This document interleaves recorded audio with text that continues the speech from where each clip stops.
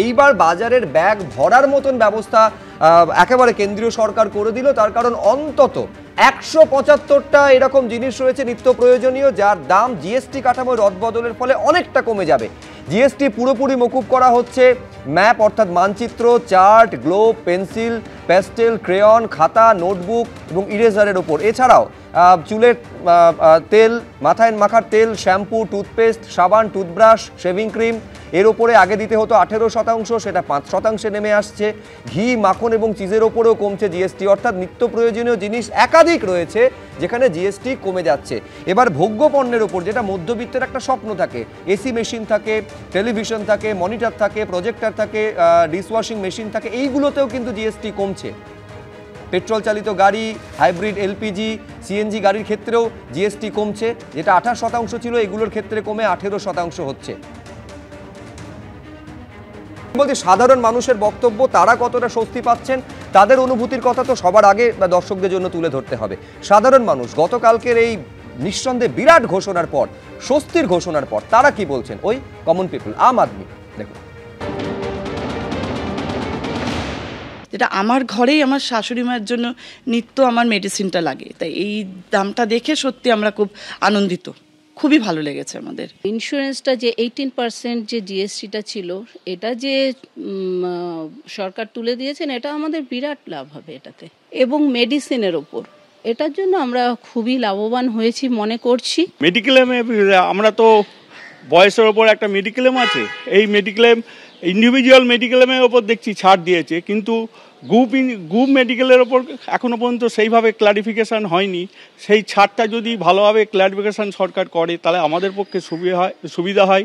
সরষের তেল, আনাজ, যে কোনো জিনিসে আপনি হাত দেবেন অত্যধিক দাম।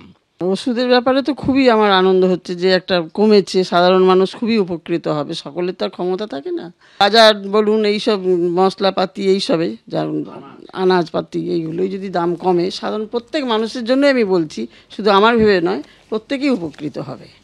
আচ্ছা, ওষুধের কথা বললেন, গতকালকে এইটাও ঘোষণা হয়েছে 33টা এরকম জীবনদায়ী ওষুধ রয়েছে, ড্রাগ রয়েছে, যেখানে জিরো, একেবারে জিএসটি শূন্য করে দেওয়া হয়েছে, অর্থাৎ জিএসটি মকুব করে দেওয়া হয়েছে। সরাসরি চলে যাব, প্রধানমন্ত্রী কি বলছেন এই জিএসটি নিয়ে। 22 सितंबर सोमवार जब नवरात्र का पहला दिन है और ये सारी चीजों का मातृशक्ति को संबंध तो बहुत ही रहता है, और इसलिए नवरात्रि के इस प्रथम दिवस पर जीएसटी का जो एक रिफॉर्म वर्जन है, नेक्स्ट जनरेशन रिफॉर्म किया हुआ, वो लागू हो जाएगा। इसके जमाने में इतना सारा टैक्स लगता था। हालत ये थी कि कांग्रेस वाले बच्चों की टॉफी पर भी 21% टैक्स लेते थे। ये कभी उस समय अखबार में आपका ध्यान गया होगा कि नहीं, वो पता नहीं।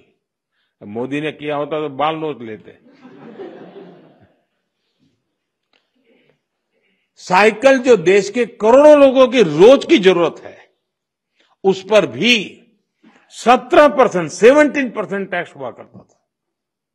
सिलाई मशीन लाखों लाख माताओं बहनों के लिए स्वाभिमान और स्वरोजगार का एक जरिया है, यंत्र है, इस पर 16% टैक्स होता था।